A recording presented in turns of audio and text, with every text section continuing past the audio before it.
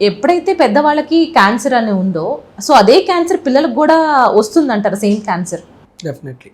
అంటే same cancer అంటే same cancer వచ్చే ఛాన్సెస్ ఉంటుంది, వేరే క్యాన్సర్స్ వచ్చే ఛాన్సెస్ ఉంటాయి.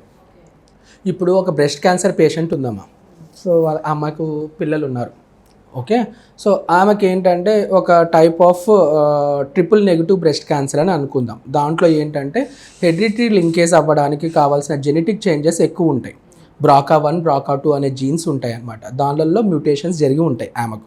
తద్వారా ఏమవుతుందంటే వాళ్ళ పిల్లలకి ఎవరికొకరికి ఆ జీన్స్ వెళ్ళే ఛాన్సెస్ ఉంటాయి. సో ఎవరికైతే వెళ్ళాయో వాళ్ళకి ఫ్యూచర్లో మళ్ళీ సేమ్ బ్రెస్ట్ క్యాన్సర్ రావచ్చు, లేకోకుంటే అండాశయం క్యాన్సర్ రావచ్చు, అంటే ఓవరియన్ క్యాన్సర్ రావచ్చు, లేకోకుంటే ఎండోమెట్రియల్ క్యాన్సర్స్ రావచ్చు, లేకుంటే మేల్స్లో అయితే ప్రోస్టేట్ క్యాన్సర్స్, మనకి యూరినరీ బ్లాడర్ కింద స్క్రోటం వెనకాల ఒక గ్లాండ్ ఉంటుంది, ప్రోస్టేట్ గ్లాండ్ అని, ప్రోస్టేట్ క్యాన్సర్ రావచ్చు, లేదంటే పెద్ద పేగు క్యాన్సర్ రావచ్చు. సో తల్లికి ఏది ఉంటే పిల్లలకి అదే రావాలనేది లేదు. అలా కూడా వస్తుంది. అంటే ఇప్పుడు తల్లికి బ్రెస్ట్ క్యాన్సర్ ఉంటే పిల్లలకి బ్రెస్ట్ క్యాన్సర్ వచ్చే ఛాన్సెస్ రావచ్చు. కానీ వేరే క్యాన్సర్లు కూడా ఆ జెనెటిక్ చేంజెస్ వల్ల రావచ్చు. అది ఒక్కటే రావాలనే రూల్ ఏం లేదు. సో మల్టిపుల్ క్యాన్సర్స్ కూడా, ఒకరికి బ్రెస్ట్ క్యాన్సర్ ఉండి ఓవరియన్ క్యాన్సర్ కూడా ఉండొచ్చు. ఒకే పేషెంట్కి 2 క్యాన్సర్లు కూడా ఉండొచ్చు. ఎస్పెషల్లీ ఈ హెరిడిటరీ లింకేజ్లో అలాగే ఉంటుంది.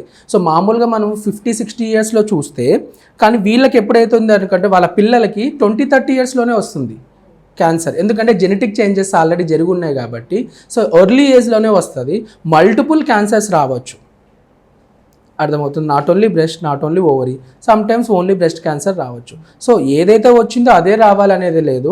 సో ఆ జెనెటిక్ చేంజెస్ జరగడం వల్ల ఏ అవయవాలతో ఆ జెనెటిక్ చేంజెస్ ఉందో అలాంటి క్యాన్సర్స్ అన్నీ కూడా ఒక పేషెంట్లో మనం చూడగలుగుతాం.